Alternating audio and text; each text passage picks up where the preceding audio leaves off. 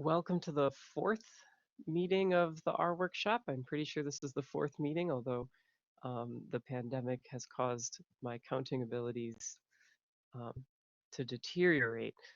Here I'm picking up with the portion of what I referred to as Unit 3 in the example code files that I sent out, where we left off with that in the last meeting, which was right before talking about conditional statements.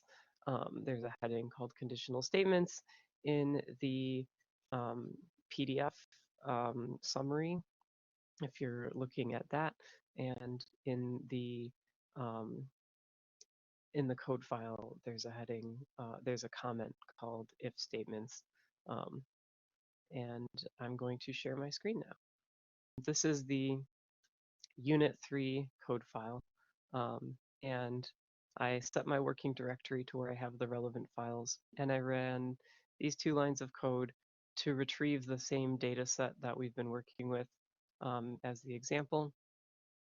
And as a quick refresher, data 1 is just a very small fake data set with a bunch of variables that we've used for some quick demonstrations before. And we had just talked about loops, doing a set of instructions repeatedly, often for like a set number of times that's decided in advance. But of course, you could always break out of the loop early. Next, I'm going to talk about conditional statements, which are pretty essential to implementing loops in a reasonable way most of the time, if you ever have any real world situation requiring a loop. Because as you might recall, both of the example loops I talked about last time were designed to do something that you would never actually need a loop to do in R. So here's an example of an if statement. I'm going to just walk through this code over here, starting with this line, which just sets a variable x to 3. And I can show you that x is 3, right, at the console over here. So if I run this line of code, then it might change the value of x. It won't, but it has this structure of code has the possibility of changing the value of x. If is the key word to initiate a conditional statement. Then you've got parentheses and some contents of those parentheses that evaluates to true or false. Here I've left that out. I'm going to show you an example in a minute, but it could be any statement that evaluates to true or false, like y double equals sign 1 or something like that. But here it's just false. And then in curly brackets, the statements that you want to actually execute only if this statement evaluates to true. So here this is a single line of code. X is 0. The single equal sign is the assignment operator. So this would just change the value of x to 0. You can have multiple lines of code here separated by semicolons or on separate lines of your code document.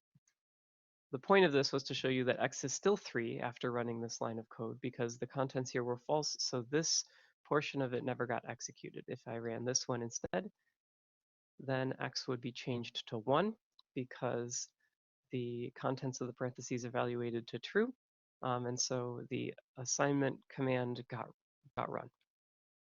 Simplest example of an if statement, right? So now I'm going to show you an application in a loop.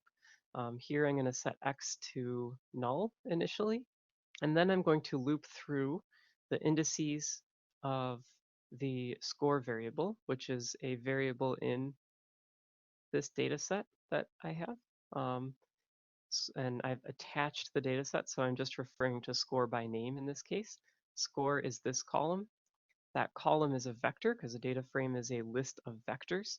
And so this is a vector with values like 2 and 3 up to 10 in it. And it has length 20 because the data frame has 20 rows in it. So 1 colon length score will give me indices 1 through 20. And by specifying that I want to loop through values I in 1 colon length score, I'm telling R to execute a set of commands 20 times.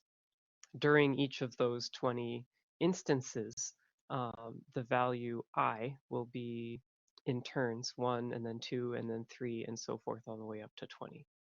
And then the curly bracket specifies the beginning of the code that I actually want to repeat 20 times.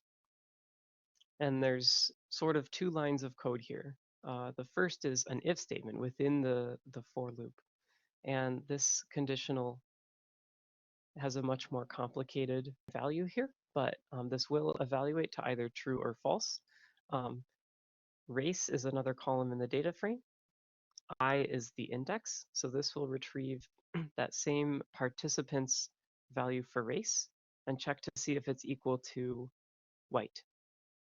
And it will retrieve that participant's value for gender and check to see if it's equal to the letter F. And this whole statement, race equals double equals white, ampersand, the and operator, the corresponding gender value, double equals F. This will all evaluate to true if both of those things are true. So for example, participant 11, that would evaluate to true, but not participant 1 or participant 3 or participant 16. So as it's looping its way through all 20 cases, it proceeds to run this next line of code only for the ones that have race equal to white and gender equal to F. And that next line is going to be to change the value of X, assign over the top of it the concatenation of the previous value of X and the index I, right? So I is the index we're currently on at the moment that this conditional statement evaluated to true and allowed this line of code to be run. I set X to null originally so that when I concatenate it to some new index value, the initial value of X won't count. So in the end, what I should have here is a vector of indices representing the positions in the data set of all of the white women. I have two closed curly brackets here because the first one closes the if statement and the second one closes the for loop. I could put them on separate lines, and if you found it intuitive to use spacing, I could do something like this, right? So as to make it very clear that this is the end of the for loop, which is not indented. This is the beginning and end of the if statement, which is indented a little, and then this is the line within the if statement, which is indented a lot. Many people find that to be a good way to organize code, and I do recommend it if you have complex code, but for a situation like this that's very simple, sometimes I just do it like this or even like this. Anyway, after I run this code, X should be a vector of indices, and it is 11, 14, 17, and 18. This makes sense here. 11, 14, 17, and 18 are the 4 white women in the data set. And if this worked properly, then it should give us the same result as the which function that we learned about before with the same Boolean argument. And it does. The loop and if statement combined worked as expected. It gave us the set of indices for which race is equal to white and gender is equal to female. Of course, you would never actually write a loop like this because we have this handy which command. And even if we didn't, there would be more efficient ways of accomplishing this task. But I hope it illustrates how you can use conditional statements within loops.